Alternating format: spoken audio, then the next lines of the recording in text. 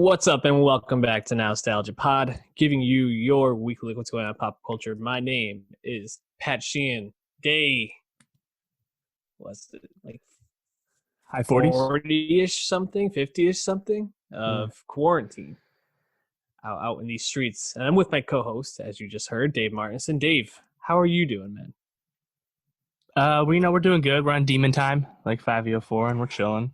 But yeah, man, days are blending. The content is doing well for us this week. We'll see about next week. But yeah, man, it's weird out here. South by Southwest doing virtual festival right now on Amazon. So times are different. Alas, Certainly different. They've been different for 50 days. Everyone knows that. We do have quite a bit to talk about today, like you said. So if you're watching on YouTube, hit that subscribe button, share us with friends. Go to soundcloud.com/nostalgiapod to listen to us any way you want to. And also go to our Twitter at nostalgiapod, where we sometimes tweet about things that we don't talk about in the podcast. But today we got music, TV, and movies. So let's jump right into it. We had quite a few things planned out, right? We had a couple movies we want to talk about, definitely a couple of TV shows. Something we were not planning on was the Smino surprise mixtape. She already decided mixtape dropping earlier in the week. Smino, we talked about on the podcast before. I think we both see the potential. I think we both feel like this is a very good rap hip hop artist. But I was really impressed with this mixtape, Dave. The name that kept coming up for me was Mac Miller. Ooh. As we were listening to this, I kept getting such strong Mac Miller vibes right from the first song, Front Isley, to the song Already. I felt like his voice and delivery were around there with Mac.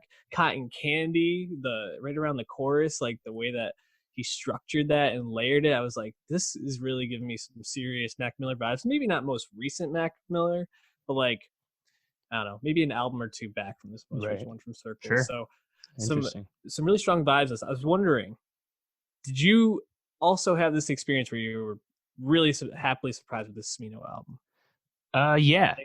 I did like She Already Decided a lot. And it's funny because it's truly a traditional old school mixtape. It's only on SoundCloud. You can download it for free like the old days. It's not on Spotify or Apple Music.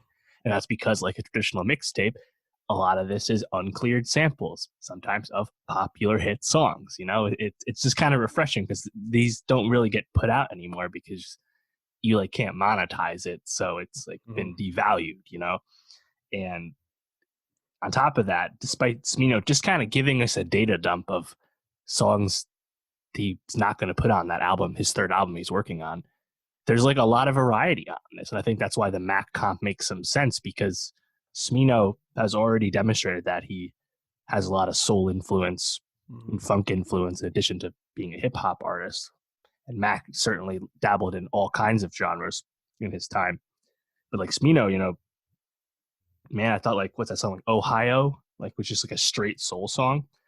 And then like the song after that is Jamie Box, where he does a really fire freestyle over Roddy Ricch's The Box. Yeah. Like there's actually a lot going on here, you know? And you can actually look, the SoundCloud numbers are pretty strong. It seems like his fans really went out and listened to this, which is good. So yeah, I thought this was great. Yeah, I really was pleasantly surprised at exactly what you said, that this really felt like a mixtape. And you know, especially with SoundCloud culture and SoundCloud rap being so popular, you were getting some of this still, but it was mostly becoming like original songs that were being put on there, and even mixtapes that all had original beats to them. But this really had that old school feel to it. And the first time I really perked up was when Cabbage, which samples Savage and uses that beat, came on, and I was like, wait, is this what? And then like I really was like, oh wow, he's actually doing this style, which I appreciated. And I really thought most of the songs are pretty good. I mean, there were a few that I was like, okay, I'll skip through this one, or this one's just not hitting the same. But then to end with T-Pain on the track on Clink, the remix, who sounded fire. I was just like, man, this is some great shit. Yeah. Yeah, and like was it 16 tracks? But I thought it actually moved pretty fast. A lot of these are some short songs, but yeah, yeah, like it's like 40 minutes. So um, in addition to the Savage freestyle in the box, he also does Black Soda, which is I thought a really fire rip off Baby Keem's Orange Soda. That was awesome. And for the box freestyle, I really liked how he played with the eater, from the box, where he's like, can't tell if they said the eater if they do get ready to go to the ER or something, right? Like white kids saying the N word at shows. Like I was like, oh, that's actually a really awesome line, and like he I think Smino has always shown talent and to be able to like kind of like throw in little lines and stuff in his music, even when he's making these like even like on Noir back in 2018, the second album, like the way he would like even make songs about like weed. Like it's like, oh wait, this is just like a lot more high-minded than some of the other stuff out there. So, high-minded. Hey, 420 just happened. That's when he dropped this. How about that? Any other tracks that really stood out to you? I liked Popeyes as well in the beginning, and was it Good Old Julio? Yeah. The drums were really sick on that one. You just grabbed the two I was gonna bring up. His flow on Popeyes, I thought was fantastic, and I'm really excited for this third album to drop. So you better know we'll be talking about it, and if we could add a song to our playlist, we would. But this is a mixtape on SoundCloud, so we can't. He did release a loose single on Services on March 30th called Tempo, and I think that track's pretty good. So maybe we'll throw that in the playlist. But yeah, Smino. If you don't know, now you know. Someone else that if you don't know about, that's okay because they're newer, but you'll know about now is Fivio Foreign, who we've recently talked about on our XXL freshman list. So check that out, which we recently dropped. 800 BC, his first real official album. Dave, I was pretty pleasantly like I walked away from this pretty happy. I felt like there was a lot of sameness on this record, but overall, like the beats were heavy. Fiveyo brought a lot of energy. He had some pretty big guests on this, which I was pretty surprised at, and it was short. It was I think it was like 8 tracks, something like that. It went by quick. Like I was happy with this as like a debut album. How are you feeling about the 800 BC? Oh yeah, dude, I thought this shit was great. Become a really big Fiveyo fan of late. Like you said, the beats are tough as shit because, like Brooklyn Drill, all the other Brooklyn Drill hits, including Big Drip, 808 Mellow, and Axel Beats are all over this thing, and you just have that menacing, dreary production that we associate with this subgenre. And I think Fiveyo, this is just. It doesn't like reinvent the wheel of what we expect from him, what we expect from like the faces of drill, but it's kind of just like a standard bearer. And I think he actually has a lot of personality on the mic, even if he's making mainly the same types of songs. I think he actually has more personality than someone like 22G's, who 22G's probably goes a lot harder, but Fiveyo he really does feel like a star to me. And seeing these big features, Meek Mill, Quavo, Little Baby, I think that bodes well for him. Absolutely. Yeah, I mean, Big Drip. That was probably like that and Welcome to the Party last year. Like I think Big Drip came out like a week after Pop Smoke Welcome to the Party last summer. So like that was like the big coming out party for Fiveyo outside of New York City, and I think this is a smart follow-up, like just have some more. Some of these songs are already out, like Weddy was already out. The Big Drip remix was already out, but the rest of the songs are all new. And yeah, I think this is just kind of like, yeah, I'm Fivio Foreign. I'm the face of Brooklyn Drill. Pop Smoke's not here. It's me now. And I'm here to stay. That's kind of the vibe I got off this. And, I mean, you're right. It is mainly samey, more or less. I think Drive By, the opening track, definitely is a more of a storytelling intro track. I really like that one. And then It's a Vibe. He's almost trying to switch it up a little bit.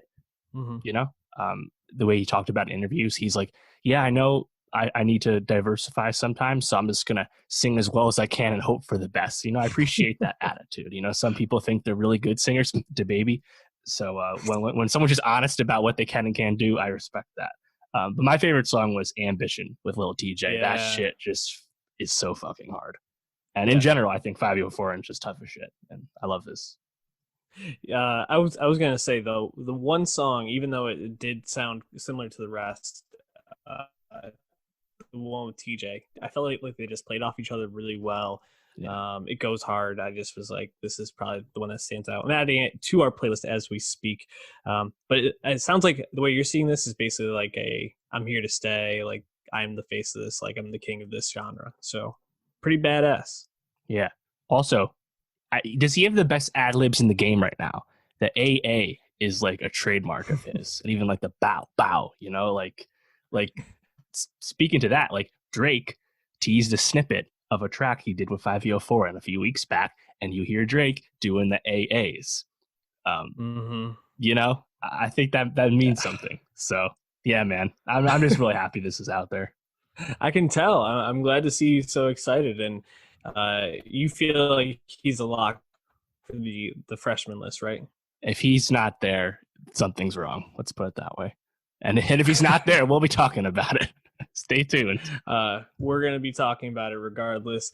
And someone else will be talking about, hopefully when she drops a full-length feature, is Kaylee Uchis, who dropped her newest EP, To Feel Alive, follow-up to Isolation from 2018, which would have been such a more appropriate title to drop at this time. But points regardless,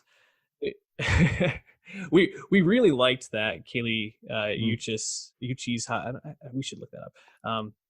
We really liked that album a lot, and we felt like there's a lot of potential, but that she really established herself as an up and coming pop star in this genre. And I was really digging a couple of the songs on this EP. Not all of them. Actually, I thought the title song of this EP, I was like, this is a little bit slow, not enough energy for me. But the two songs in the middle, Angel and I Want War, I was like, this is some like neo pop shit that is like perfect, and I'm down with it, man. So I found myself really digging those two tracks. The other two were a bit unmemorable. How are you feeling about this EP? Yeah, you're right. We really did like Isolation in 2018. I had Just a Stranger, her song with Steve Lacy, that was in my top 10 that year. You know, she had some notable Tyler the Creator collaborations. I think that's how she got on most people's radar. Yeah, I mean, she said she put this out because she's working on the next album. She can't really do that, so she just kind of threw these songs together and threw them out there. And, you know, for when you're setting that kind of expectations, like I just kind of made these songs, you know, they're not going to be on the album. Here they are. Still sounds pretty good, you know? And absolutely. Like you said, I think that like dream pop, like all R&B stuff that she does so well, like we don't really get much of like the Latin pop that she did on the last album, but like she's already demonstrated that she can kind of float in and out and stuff while still kind of having like this, I don't know, it's like really like it's an oddly engaging voice. It's kind of hard to explain, but like when you only release 4 tracks, it's either you like them or you don't. You know, it's hard to take too much of a grand statement around a little EP like this. But yeah, I thought most of them sounded pretty good. Yeah, and I don't think she has like the most amazing pipes in the world. Like I think her range is pretty limited, but she really, I think, especially on a song like Angel, where she's really just like kind of like riding the wave of that beat so perfectly. I think that's kind of where her sweet spot is finding these grooves, finding these songs that are really well crafted and that fit to her vocal range and kind of her delivery. And it just really worked on that song for me. So I'm hoping to hear a lot more of that in the upcoming album. I'm also interested just to see where she goes as a pop star, because I feel like Isolation came, you know, it was on a lot of year-end lists, got a lot of recognition, and then she kind of, I don't know, I feel like she hasn't really stood out in the past couple years. I know she's had a couple of features here and there, and it seems like she's trying to stay in it, but this is like the first time, and she was pretty far down the Spotify list too, and we know that that's somewhat affected by you being willing to play the game. You know, the Ringer right now similarly is like not on iTunes podcast list because they're associated with Spotify. So there's a lot more that goes into positioning on these apps than Right. just quality. But the fact she was so far down on the release list, I was like, man, this feels like a bit of disrespect for Yeah. Kaylee. Yeah, that was strange. Actually, Weird, definitely. it reminds me too. Fivio Foreign was not on Rap Caviar this week. He signed to Columbia Records. It's not like he's some no name guy. It's just some petty BS. What that is. But yeah, Kali Uchis, like you have enough critical acclaim, and you've made songs with Todd the Creator. Right. Why are we not promoting this person? She's on a major too. It like Right. wait, so annoying. It's strange, definitely strange. But someone I am excited to hear her album. Hopefully, we get that on time. But Dave, it's time to move on to what I'm most excited to talk about today, which are two excellent TV shows. Let's start with David Simon's most recent miniseries, The Plot Against America. We talked about the first episode, based on a fairly well-known book. The plot is basically if Lindenberg won the presidency. Lindenberg. You got it. Lindbergh. Lindbergh. Oh, I'm sorry. I was like, am I saying it wrong? I was saying it wrong. If Lindbergh won the presidency over FDR, and if he was also basically like a Nazi sympathizer or puppet as the president. We really liked the first episode. We talked about how it really was just like table setting the world that David Simon does so well in these shows.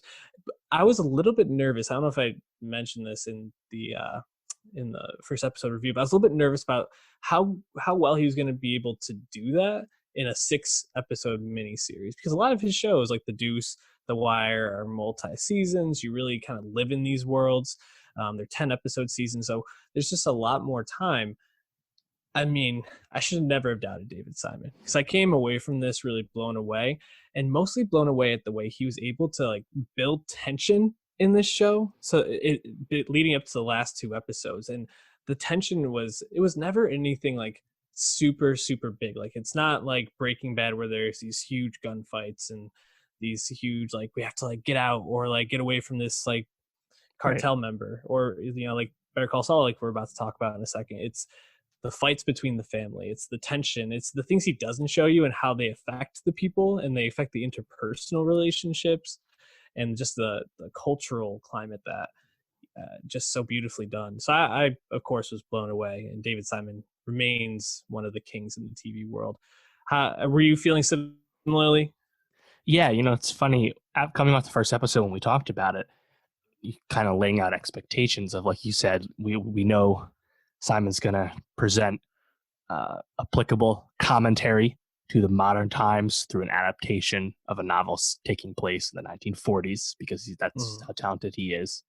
And it kind of goes, honestly, as expected. I don't know if there's really any surprises, whether you're familiar with the novel or not, but because he's able to weave in familiarity with themes and the sentiments of characters in such, I think it's really done really well, because it's usually pretty subtle. There's no on the nose quotes, but because they always make sense in the context of the story of the show.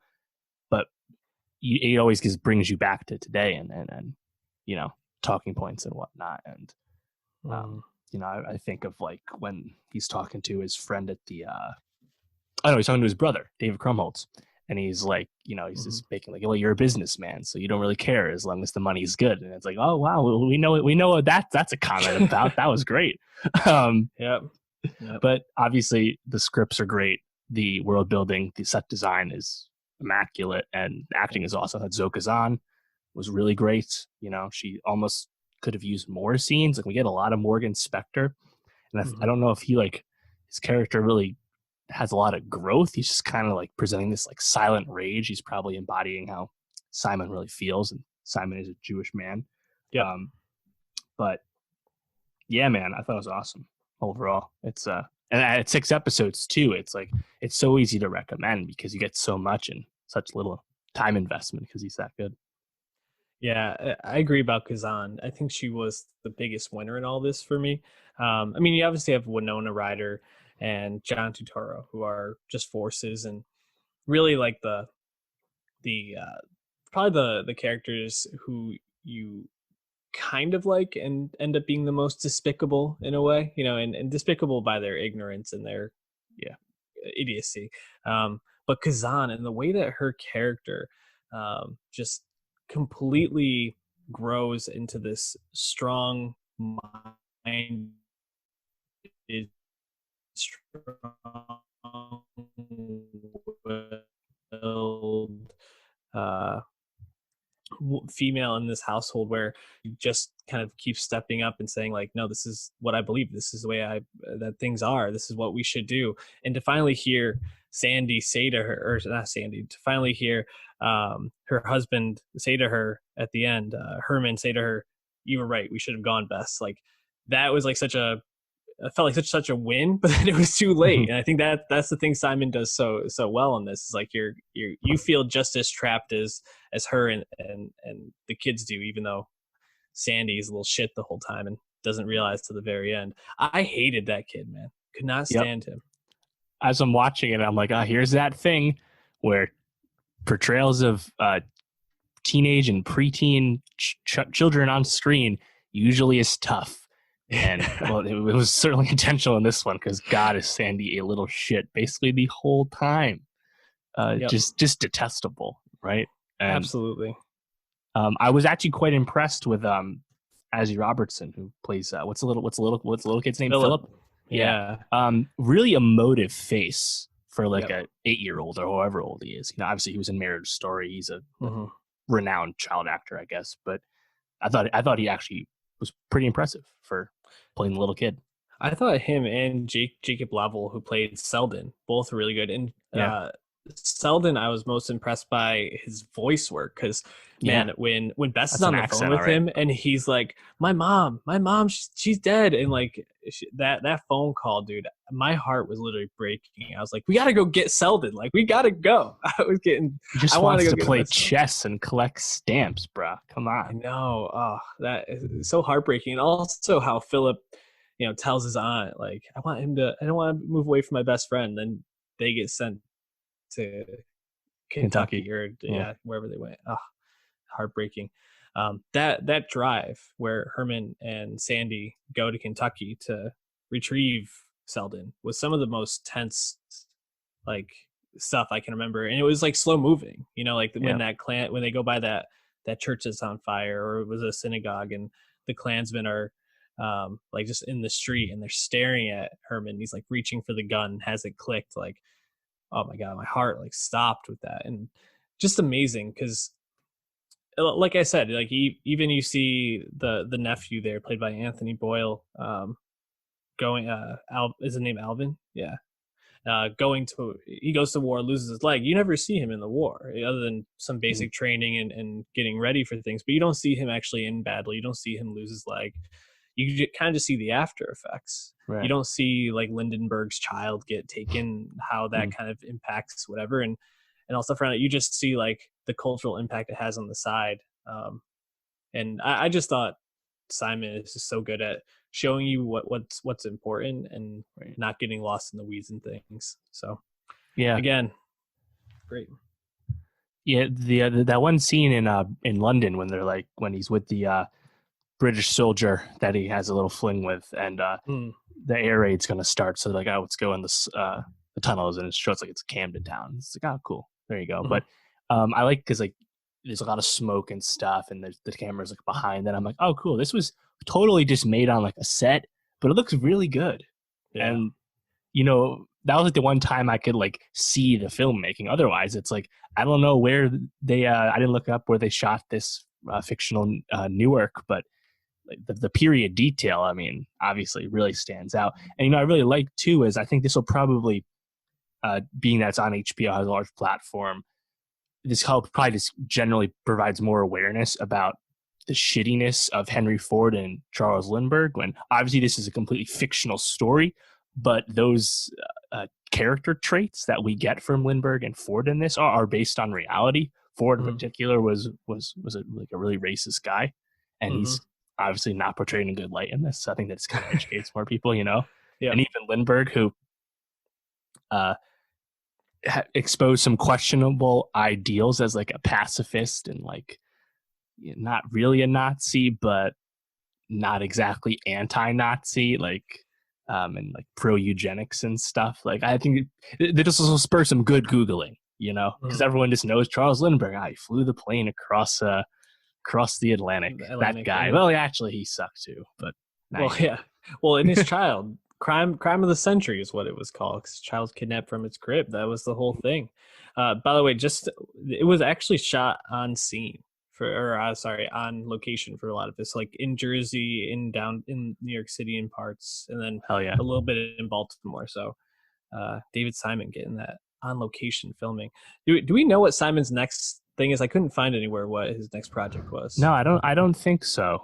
And obviously, if he had anything planned, it wasn't able to start, right, due to all the shutdowns. But because like when The Deuce was wrapping up season 3, we already knew what the plot against America, and they had basically already shot it. Like he was working fast. So I guess it seems like he was maybe just taking a little time, because he basically worked for 4 years straight between The Deuce and this. So yeah, I don't blame him. It's all good. But take your time. Yeah, whenever he comes back, whatever he wants to make, I'm all in on it, man. I mean, in terms of like the prolific TV titans of the time, he without a doubt makes the most shows. So for sure, he's well ahead in that regard. He's allowed to take an extra year off if he wants. And Dave, since we're in quarantine and we're gonna be finishing up Westworld next week, this could be a good time for you to dive into The Wire and catch up. It is a good time. I think about this multiple times a week. Have I started it? No, I haven't. One day. Yeah. Well, one day you'll get to it and you won't regret it. I've only said that for, I don't know, 8 years of my life, maybe. Well, if you are a David Simon fan in any way, or just a fan of historical fiction, we recommend The Plot Against America. Now moving on to a TV show, total fiction, but excellent fiction, is Vince Gilligan's second series in the Breaking Bad world, Better Call Saul. Season 5 wrapped up this past Monday.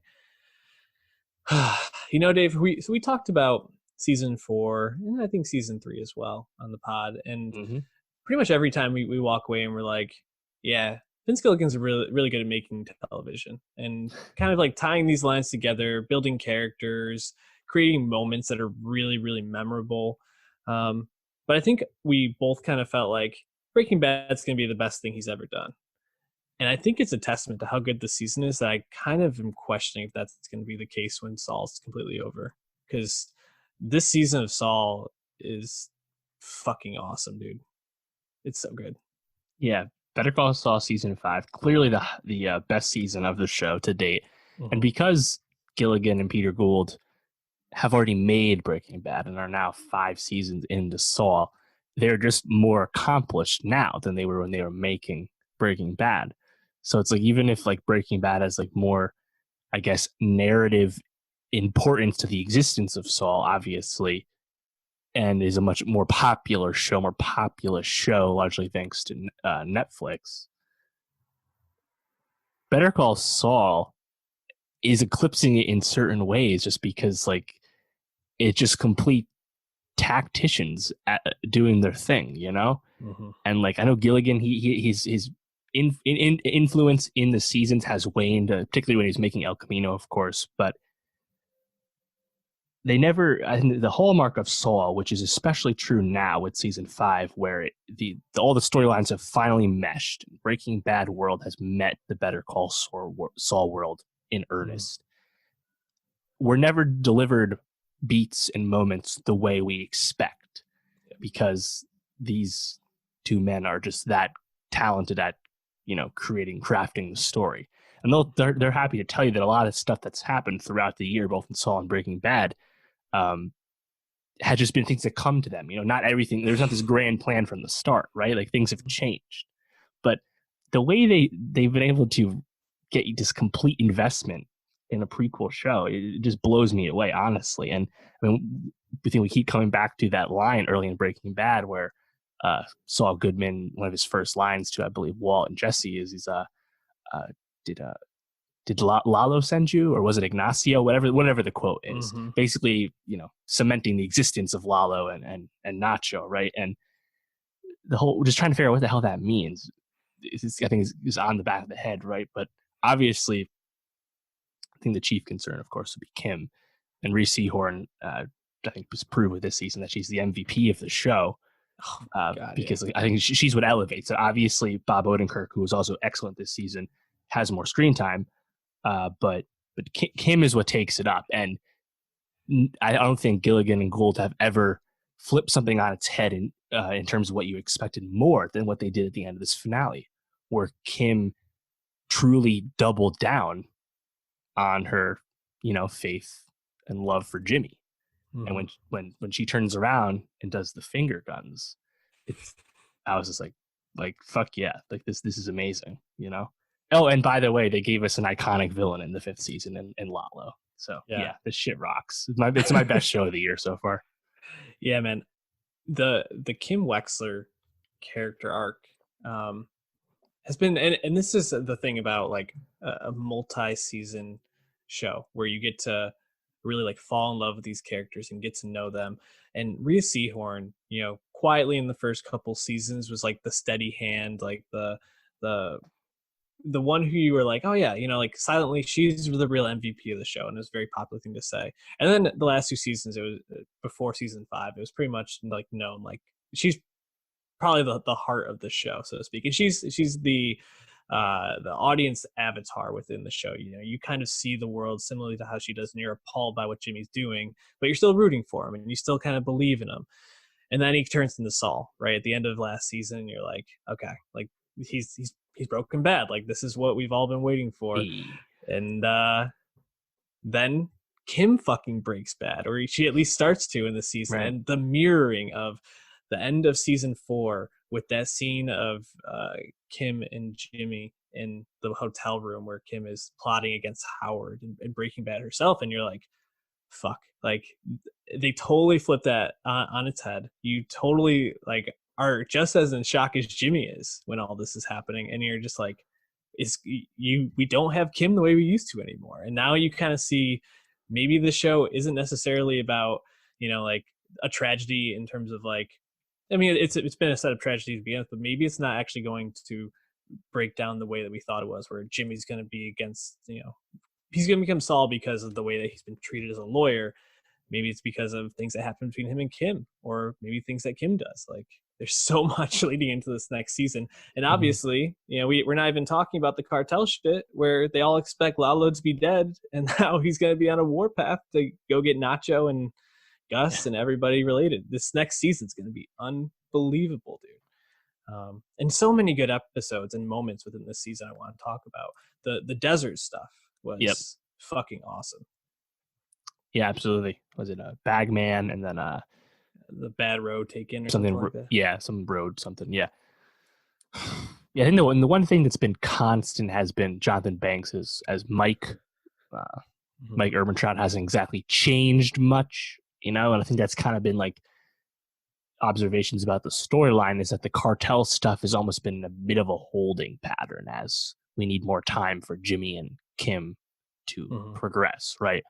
So like as a result, Nacho floats in and out. I like more Nacho just because Michael Mando is so great. Like he's really good at like seething with discontent for what he's doing and being asked to do without obviously really expressing anything. Really awesome performance, really understated, But like Gus and Mike themselves, not a whole lot really changes with them. I guess we learn a little bit more about Gus's backstory.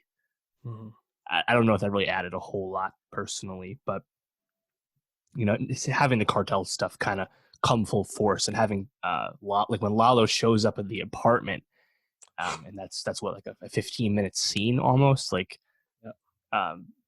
something that just completely holds your attention and like you're on the edge of your seat the whole time, right? And then it doesn't go the way you think. Kim doesn't get killed. Jimmy doesn't get fucked up. No, it's fucking great.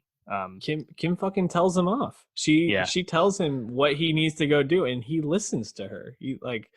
And I think that's the moment where like Kim really turns, because like this whole part of Jimmy's world, being in the game as he kind of describes it to her, gets brought into her life, and she's already kind of made the decision like, all right, instead of breaking up with Jimmy, I'm going to marry him so that we can't get fucked over if we get fucked over if they find out we had kind of hashed this plot for Sandpiper, but or was it the bank or whatever?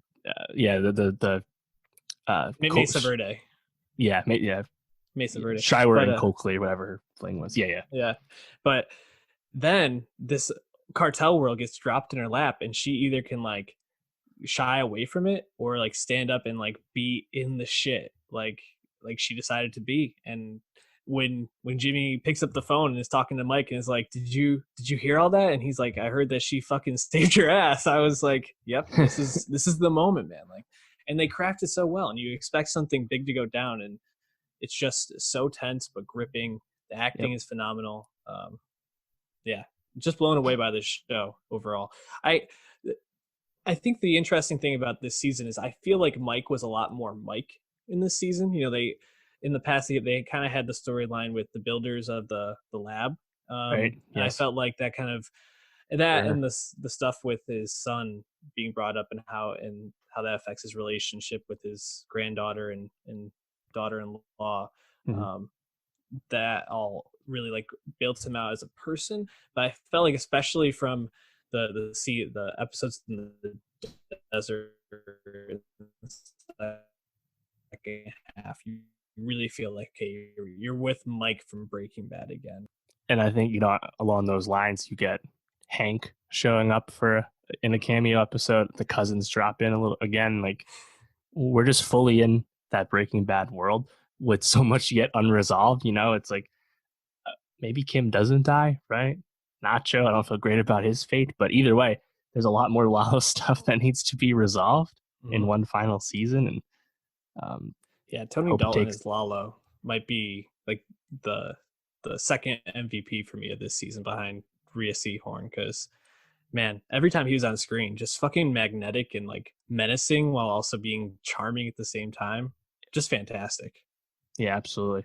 Unfortunately, it feels like we're not going to get this final season, and I'm assuming not till 2022, because I mean, we don't know if they have moved forward enough with the script, so I doubt they really start doing any kind of shooting this year at the end of the year when they're allowed to do that again. So late 2021 at the earliest, but I think probably 2 years from now. So it's going to be a long wait, but really excited for it, obviously, because this honestly was just kind of just blows you away each and every week. And I didn't even talk about Howard. You know, I thought his shit was hilarious most of the times, the way they just kind of transitioned him into comic relief and then playing that all into the end with Kim Breaking Bad. You know, it's can't say enough good things.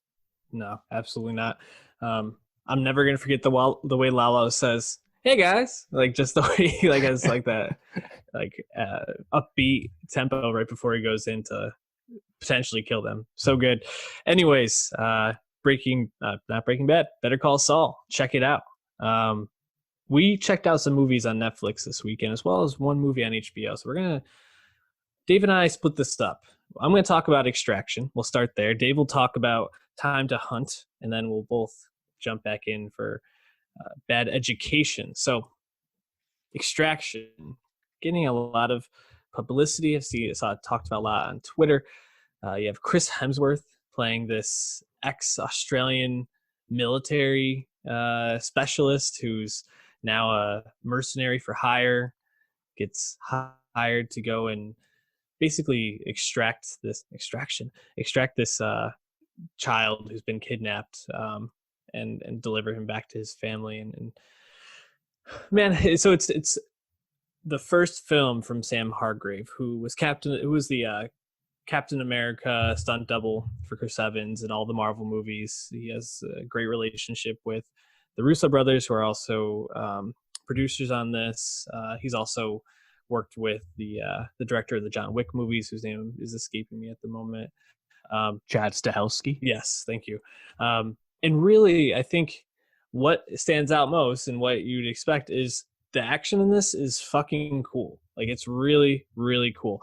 It's kind of shot like a video game at points, and there's one very long tracking scene that are probably like the two things that stand out most about the action.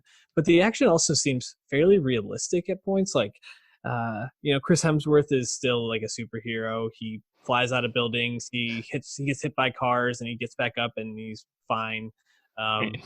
But at points, like, people are really like bloodied up in this, and people don't just like they aren't like just not impacted. Like, he'll get hit by a car, and then he'll actually like he'll be down for like a minute, and like the other guy will be like circling around like looking for something to kill him, and they both kind of can jump back into it. But you really are like sucked in by the action of Extraction, which I think is great.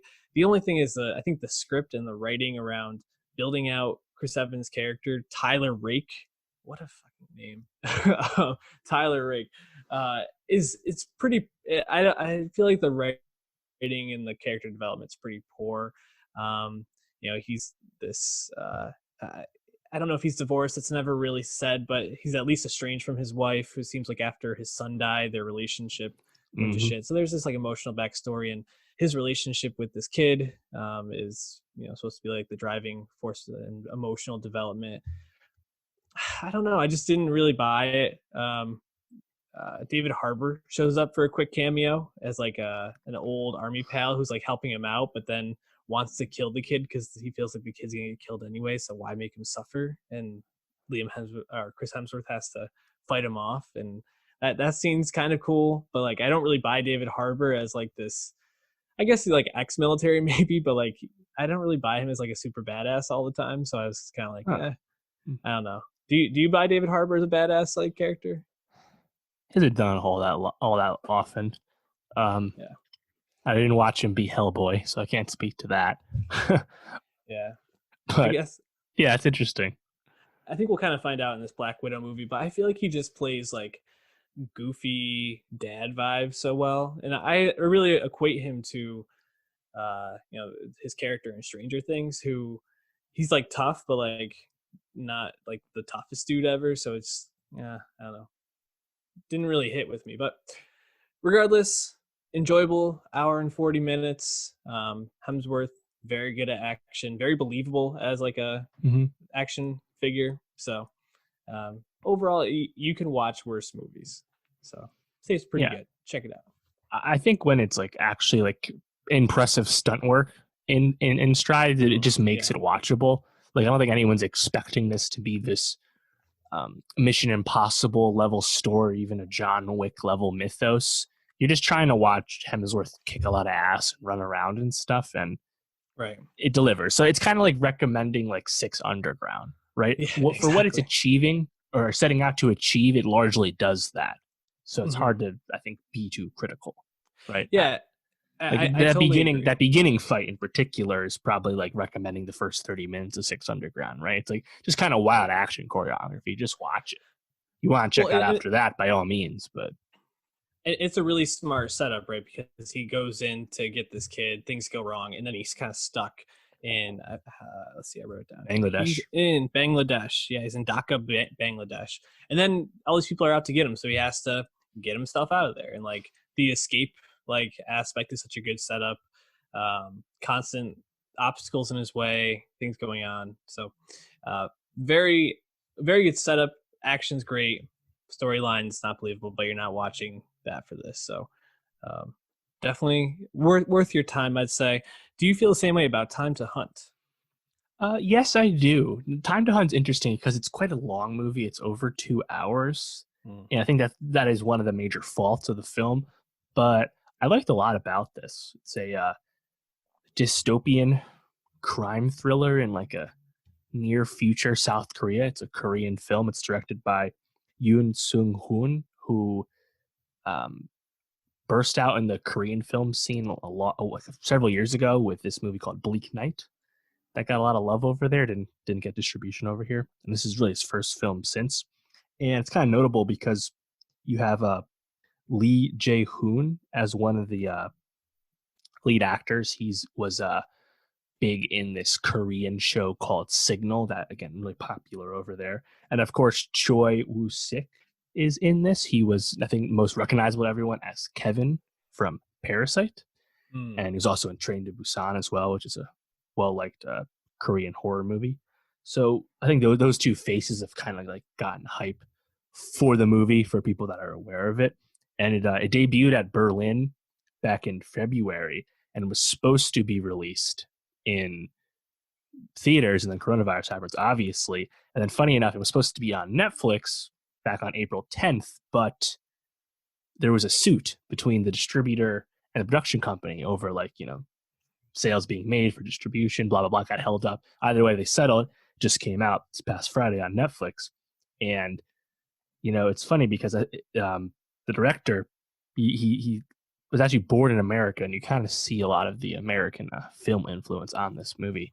There's a lot of like really obvious like establishing drone shots and stuff, and I think just the overall like appetite for action and gunplay, which is I think kind of uncommon for Korean movies, which kind of has they kind of have a different relationship to guns over there than we do here, and I think that's kind of this like cool like meta thing, like you can kind of see the American influence, but either way, it's kind of a simple film where in this dystopian world, Korea, where Korean currency has tanked so badly that there's really little hope for most people in the world. These four buddies decide to rob a illegal casino so they can have money to move away, and they succeed, but then they get hunted as a result, and that's really the premise. And I think the movie does drag a little bit due to its length and starts to spin its wheel in a certain sense.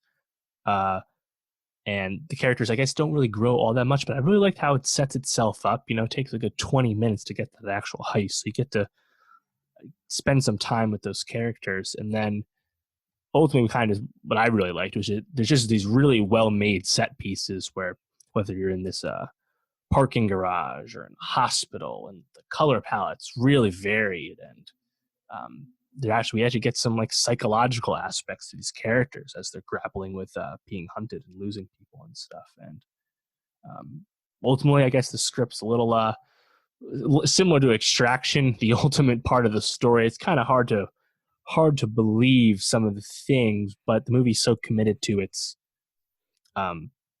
its world, and you kind of believe that you're in these like abandoned office parks and empty hospitals and all these kind of things, right? And I did like these actors, so yeah, I liked it a lot. But it's a little long. Yeah, I saw. I was gonna check it out. I didn't have enough time because I had like a hour and a half window, and I was like, maybe I can stretch that hour 40, or like maybe skip through a couple parts of it. It's like a little slow. But I was like, 2 hours 14 minutes feels like a lot to sit through. However, I did check out bits and pieces of like the first like third of it, and I agree. I think parts of, like the sparseness of the world feels very unbelievable at times. That was like my main thing I noticed was like, wow, there's really no one around here until they go to the casino.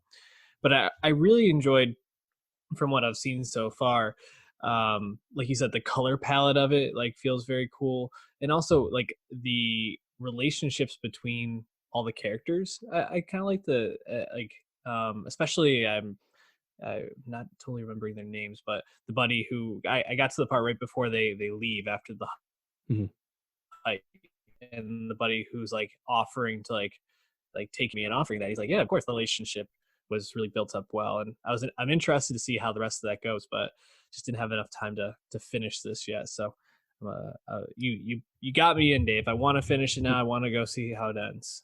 Definitely worth checking out. Yeah, there's also this moment where a character is giving a monologue where I expect him to say "Time to Hunt," the title, and I'm like, oh, we're getting the Rick Dalton meme. He's got a point, and he doesn't actually say it. And I'm like, shit, it was right there. I love that Rick Dalton meme, by the way. Just fantastic stuff. Give me more Rick Dalton. Also, give me more Bad Education, dude. I gotta be honest. I thought I was gonna like this movie, right? I mean, you have Hugh Jackman, you have Allison Janney, you have this fairly well known, if you're from the area, story about corruption in the Long Island like school systems. But I was really impressed with this film, and I thought the director Corey Finley really just kind of let the facts of the story speak for itself. He obviously had to take a couple liberties because like if you kind of look up the real person that did this, he's not this like very skinny built person. He actually spent a lot of money on like diet pills and things like that He's not to as dashing lose as Hugh weight. Jackman, you don't say. Yeah, hard to be. But so they had to make a couple adjustments, like that. He was spending money on plastic surgery rather than diet pills and things like that. But overall, I felt like the story and the way it kind of unraveled in this was done so well. I just found myself at times, especially in the first like half of the movie, being like, "How is Hugh Jackman like? We need to uncover this." Like I thought that, and I found myself just wanting to like get more and more information. So really enjoyed Bad Education. I saw it on Letterboxd. You gave it a 4 out of 5 stars, Dave. 4 out of 5 is pretty good. So you must have liked it too. Yeah. That beginning scene, like for end of Act 1 scene or beginning of Act 2, where Allison Janney has been caught basically embezzling the shit out of the school district, and when Jackman's attempting to cover it up and then reciting, it's like, I am a sick woman, and like that whole dance they do, and I actually really like the chemistry between them. Like I think of the scene where they're on the bleachers and she gives him a bite of her sandwich because he's on this like no carb diet, right? And it's like, wow, like this script, and Finley just did the directing, but like the script is really really gives you a lot of rope with the character dynamics. And I think Corey Finley, this is his second film. I loved his debut, Thoroughbreds. And these movies actually, in a sense, serve as a kind of a piece because they're both kind of dragging down like the aloofness of the wealthy, right? Especially in like these New York hyper wealthy areas like Long Island and Westchester. Right. Like Thoroughbreds is about these nihilistic girls that aren't happy even though they have nothing wrong with their lives. And then obviously Bad Education is about these people that actually in a sense have good intentions but just completely rationalize obviously very criminal behavior, right? So well, and I'm very interested in Corey Finley's career just because he seems to definitely have a thing he's interested in portraying. Yeah, and I think that's comes across pretty well in the story, right? Is that there's so little like parent involvement in a lot of these in this up until the very, very end when they find out just how deep a lot of this went, because system was doing really well. It was third. It was like ranked third in the country because the school was so good. Why is that roof always leaking and never getting fixed? Or we really have to spend $8 million on this cosmetic thing, and then to kind of almost have Hugh Jackman's character unravel it himself by encouraging that the writer to find a story even in a puff piece. It's pretty. I think that's pretty well done. I think the one thing I would say, and this isn't necessarily not a knock on Finley, but I wish we had gotten more of Hugh Jackman and Janney together, and Janney kind of disappears after she gets caught for a little while, and it just becomes Jackman's movie. But I agree. I really liked their chemistry. I also I couldn't stop laughing when I finally recognized the Janney's son as the guy from American Vandal season 1. I was like, oh, that's he's such getting good typecast. Casting. Yeah, it just felt so perfect though for what was going on. The reporter too. That's Geraldine. I forgot to say her last name. Viswanathan. She's made her name for herself in Blockers a few years ago and has had some other roles. And I actually really like her energy. So I'm happy to see this. And her colleague at the paper was Alex Wolff of all people too, who's been around a long time. This movie premiered at TIFF back in 2019, and then HBO buys it. And in a sense, in a normal world, I almost would have preferred this be picked up by somebody else. That way, this would have been in theaters and could have competed for Oscars. Obviously, now this is going to compete for Emmys as an HBO movie. But I think it's one of Hugh Jackman's best role in quite a long time. I mean, he was pretty good in The Front Runner as well. And I think like families liked him in Greatest Showman, but he hasn't really like shown I think it kind of a multi-layered performance, right? Like as things start to crumble and you get other parts of this character, and he's starting to crack, but not quite, right? Mm-hmm. And he also does I think a pretty good well of playing like all the sides of all stories, right? Obviously, he's like living very much a double life. So, really, just really happy with his performance. So, it seems like HBO was really invested in this. Kind of an interesting release plan, releasing it Saturday night at 8 p.m. or whatever it was. That's pretty uncommon to really have anything premiere on a Saturday night of all times.